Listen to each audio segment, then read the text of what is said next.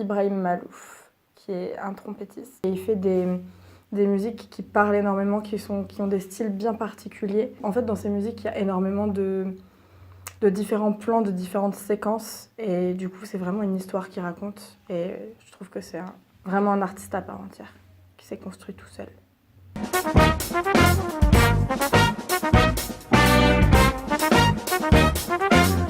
C'est un film de Steven Spielberg qui est La liste de Schindler. Donc c'est un très gros film, 3h15. Il est à la fois très bien joué. C'est Liam Neeson dans le rôle principal, donc dans Oscar Schindler.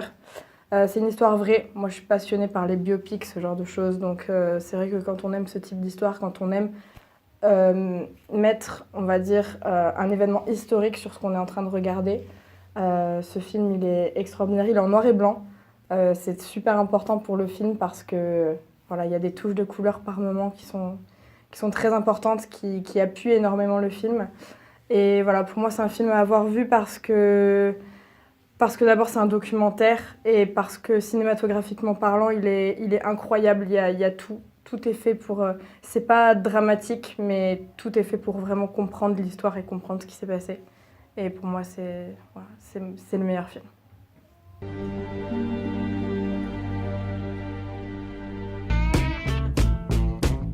Kiss Is Back de Matthew Koma. Cette chanson est vraiment bien parce qu'elle est très travaillée et les paroles sont très justes. Le thème de la chanson est aussi est très sympa, il est à la fois très explicite et très implicite. On peut vraiment l'adapter à soi et se rendre compte de voilà, ce qu'on a vécu dans notre vie. On peut vraiment adapter ça à plein de situations différentes. C'est une très chouette musique qu'on peut écouter à tout moment. On peut écouter la version acoustique quand on est un peu plus mélancolique et la version électro quand on a un peu plus envie de bouger. Mais très belle musique, je la recommande vivement.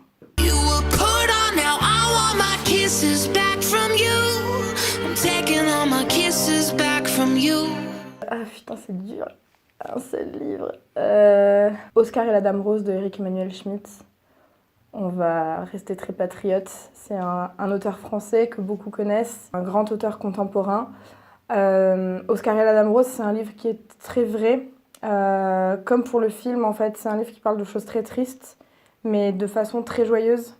C'est une succession de lettres qu'un petit enfant qui atteint d'un cancer envoie à Dieu. Et il parle de sa Dame Rose, qui, en fait, les Dames Roses sont des vieilles mamies qui viennent en fait s'occuper des enfants malades à l'hôpital. Et la relation qu'il va créer avec sa Dame Rose et avec Dieu va lui permettre de traverser sa maladie. Et ce livre est extraordinaire parce qu'il est tellement plein de vérité. Et puis surtout, il fait toucher du doigt un sujet assez difficile à aborder. Et pour moi, c'est de la vraie littérature. C'est un marché qui est à Londres, qui s'appelle le Borough Market, qui se trouve juste à côté du London Bridge. Sur la Northern Line, c'est la ligne noire pour ceux qui veulent y aller.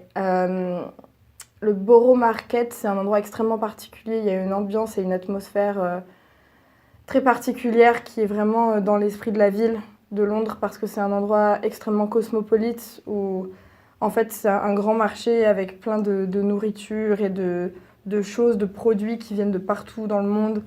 Et c'est hyper artistique parce que ça a sa propre identité. Ce marché a vraiment sa propre identité, sa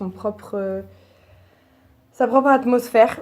Et rien que de se balader dans les allées, de goûter les plats typiques, etc., c'est une forme d'art. Et voilà, c'est quelque chose qui est très apprécié des Londoniens et très apprécié des touristes. Pour moi, c'est un endroit artistique parce qu'il mélange toutes les cultures, en fait. Born to be wild.